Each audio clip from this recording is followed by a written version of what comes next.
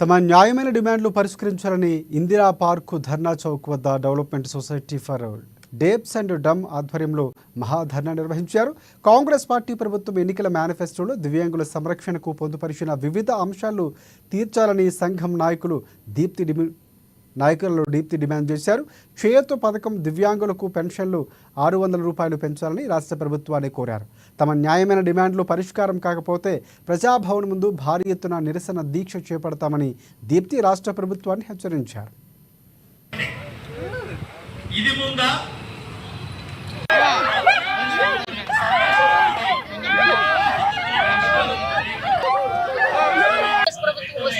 ఆ సమస్యలు ఏమన్నా కొన్ని కాకపోయినా కొన్నన్నా తీరతాయనే ఉద్దేశంతో మేము ఎంతో ఆశగా మేము ఓటు వేయటం జరిగింది, గెలిపించుకోవడం కూడా జరిగింది. గెలిపించుకుని 9 నెలలు అయ్యింది. 9 నెలలు అయినా సరే ఇంతవరకు 6,000 పెన్షన్ ఇస్తానన్నారు, ఇంతవరకు ఇవ్వలేదు. 5% రిజర్వేషన్ అమలు చేస్తామన్నారు, ఇంతవరకు రిజర్వేషన్ ఇవ్వలేదు. ఇందిరమ్మ ఇళ్లు పథకాలు ఇచ్చేస్తున్నామన్నారు, ఇందిరమ్మ ఒక్క ఇల్లు కూడా 10 సంవత్సరాల నుంచి అమలు రాలేదు, ఇప్పుడు కూడా అమల్లోకి రాలేదు.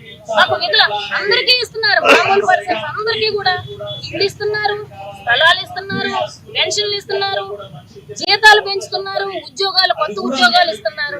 కానీ వికలాంగులు ఏం పాపం చేసుకున్నారు? అది మేము అడిగితే మాది తప్పు అవుతుంది అనుకుంటున్నారో ఏమో మరి మాకు తెలియదు. మేము ఎటువంటి దురుద్దేశంతో మేము ఆశించడం లేదు. మాకు ఇచ్చిన మేనిఫెస్టోల్లో మాకు ఇచ్చిన పథకాలనే మేము అమలు చేయమని చెప్పి మేము అడుగుతున్నాము. ఈ రోజు మమ్మల్ని మేనిఫెస్టోలు శ్రీధర్ బాబు గారిని కలిసి మేము ఈ రిప్రజెంటేషన్ మేము ఆయనకు అందజేయాలని చెప్పి కోరుతున్నాము. లేదు అప్పుడు కూడా శ్రీధర్ బాబు గారిని కలిసిన తర్వాత కూడా ఈ అమల్లోకి రాకపోతే మేము డైరెక్ట్ సీఎం గారినే కలుస్తాం. సీఎం గారు ఒక మాట చెప్పారు, మీరు ధర్నాలు చెయ్యొద్దు, మీరు ఏదన్నా ఉంటే ముఖాముఖి వచ్చి నన్ను కలవండి అని అన్నారు. మాకు అవకాశమే రావటం లేదు. మామూలు వాళ్ళకి అవకాశాలు రానప్పుడు మమ్మల్ని ఎట్లా వికలాంగులు ఎట్లా లోపలికి వెళ్ళనిస్తారండి? వెళ్ళనివ్వటం లేదు. వికలాంగులు కలవలేకపోతున్నారు.